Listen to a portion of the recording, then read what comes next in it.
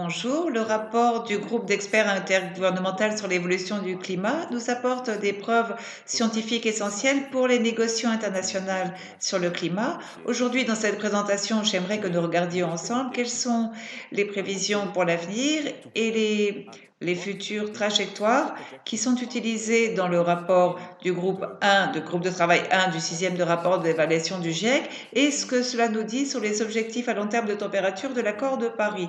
L'accord de Paris de 2015 a pour objectif à long terme de maintenir l'augmentation des températures mondiales bien en dessous de 2 degrés et de préférence de déployer des efforts pour limiter ce réchauffement à 1,5 degré. Cet objectif à long terme a été renforcé et a été souligné pendant la COP26 qui s'est tenue en 2021 à Glasgow et à l'issue de laquelle il a été décidé de redoubler d'efforts pour limiter l'augmentation des températures à 1,5 degré. Donc, ceci nous donne un contexte très clair pour voir comment mener les négociations internationales et vers quoi les mener. Que nous dit le GIEC? Eh bien, qu'il est nécessaire pour atteindre ces objectifs. Je vous montre d'abord un diagramme du résumé à l'attention des décideurs du GIEC. C'est celle du groupe de travail 1. Dans le 6e rapport d'évaluation, cela nous montre la relation presque linéaire qu'il y a entre les émissions de CO2 qui sont sur l'horizontale et l'augmentation des températures qui sont sur l'axe vertical. Ce que là, ça nous montre vraiment, c'est que chaque tonne de CO2 émise dans l'atmosphère en ajoute au réchauffement climatique. Et ce diagramme nous montre que ça vaut tout aussi bien pour la période historique, celle que nous avons vécue jusqu'à présent, que pour les prévisions. Et ceci est valable pour une gamme de scénarios sur lesquels je vais revenir dans ma présentation. Ici, vous pouvez voir qu'en fonction des émissions cumulées, qui sont limitées jusqu'en 2050, on aurait environ des émissions, un réchauffement de 1,5 degré ou de 2,5 degrés de réchauffement. Du point de vue des sciences physiques, la limitation du réchauffement induit par les humains à un niveau requis demande de limiter les émissions cumulées de CO2, c'est-à-dire qu'il faut atteindre des émissions net zéro de CO2. Cette étroite relation que l'on voit à gauche nous permet de tirer d'autres conclusions.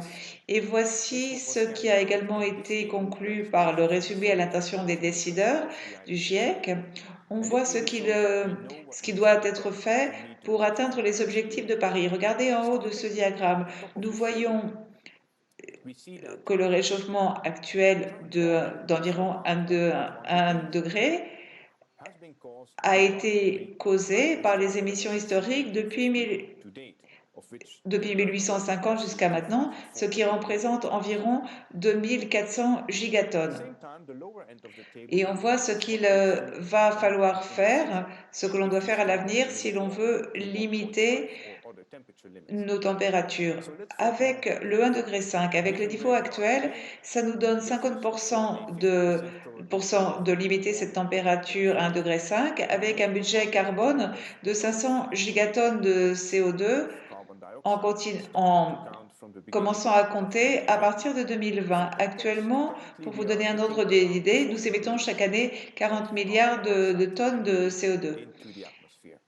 Si nous pensons que l'on veut avoir que cette chance est insuffisante, on aurait une plus grande probabilité et un budget carbone réduit. Et si ces probabilités sont inférieures, on aurait un plus grand budget de carbone. Vous voyez ici les chiffres. Il faut voir que tous ces chiffres peuvent être augmentés ou rabaissés de l'ordre de 220 gigatonnes de CO2, ce qui est compatible avec nos budgets carbone actuels. Et en fonction du succès que nous rencontrons ou pas, à réduire les émissions de CO2, y compris le méthane, le protoxyde d'azote et le dioxyde de soufre. Le rapport du GIEC ne calcule pas simplement le budget carbone, mais utilise également des scénarios, des trajectoires d'émissions. Et comme elle les utilise comme un outil pour regarder l'avenir, vous voyez donc sur ces graphiques l'illustration de 5 scénarios, 5 trajectoires qui ont été traités par le groupe de travail 1 du GIEC, et ceci illustre comment les futurs changements climatiques vont dépendre des émissions jusqu'à la fin du siècle. Donc vous pouvez ici sur le graphique de gauche voir l'évolution des émissions de carbone. Ces scénarios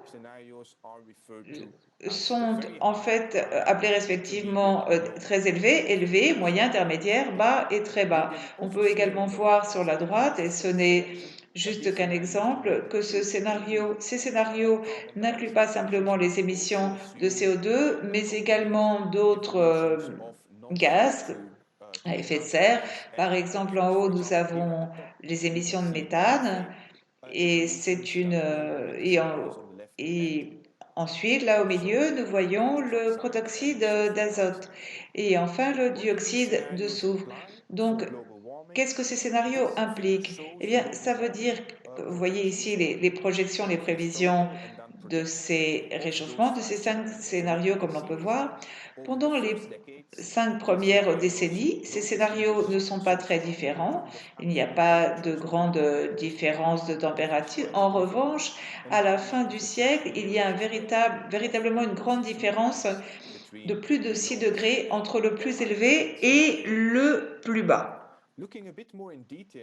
Si l'on observe maintenant davantage ces chiffres et ces quantifications des températures qui viennent de ces différents scénarios, nous pouvons voir ce graphique, ce diagramme qui figure de le résumé à l'attention des décideurs du GIEC.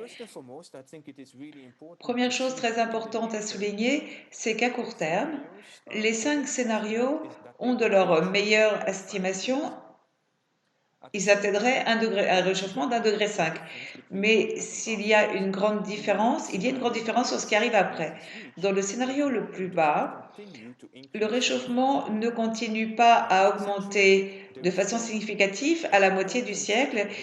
Il y a encore une probabilité au-dessus d'1,5 degré de réchauffement, donc en 2050, 1,6 degré, mais à la fin du siècle, en raison de ce que l'on pense, de ce qui va en être des éliminations, des émissions nettes, donc, ce réchauffement a été inversé, et donc nous aurions simplement un réchauffement d'1,4 degré. Dans les autres scénarios, vous pouvez voir qu'il y a une augmentation qui est continue jusqu'à la fin du siècle, et par exemple, avec l'intermédiaire, nous avons encore une meilleure estimation, la meilleure à 2 degrés en 2050, et nous sommes bien au-dessus de 2 degrés à la fin de notre siècle.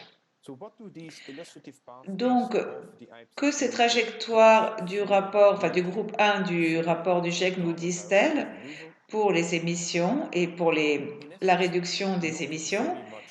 En réalité, elles ne sont pas si parlantes, car ces différentes trajectoires vont des émissions très hautes à très basses, mais elles ne montrent pas les différences de stratégie d'élimination du CO2 qui pourraient être appliquées et qui ont été identifiées dès la littérature. Et là, vous pouvez voir là, je viens de vous mettre à droite, pardon, des graphiques du rapport spécial du GIEC sur le réchauffement climatique à 1,5 degré. Et par exemple, si l'on prend en particulier les trajectoires P1, P2 et P3, nous voyons des alternatives pour réussir ces émissions basses. On voit d'abord en gris la baisse des émissions de l'industrie, donc des combustibles fossiles. En brun, nous avons la contribution de l'agriculture, de la foresterie et d'autres utilisations des terres. Et en jaune, nous avons la BEX. Donc, ce que l'on voit sur les trajectoires P1, P2 et P3, c'est que la contribution de ces différentes mesures, et elles sont très différentes dans ces trois scénarios, ce qui veut dire qu'il y a des choix stratégiques essentiels qui doivent être faits sur les quantités d'élimination de CO2 qui doivent être faites et comment donc le faire pour être compatible avec une trajectoire qui respecte un réchauffement de 1,5 degré et pour remplir les objectifs à long terme de l'accord de Paris et pour mettre l'accent sur le pacte climatique de Glasgow.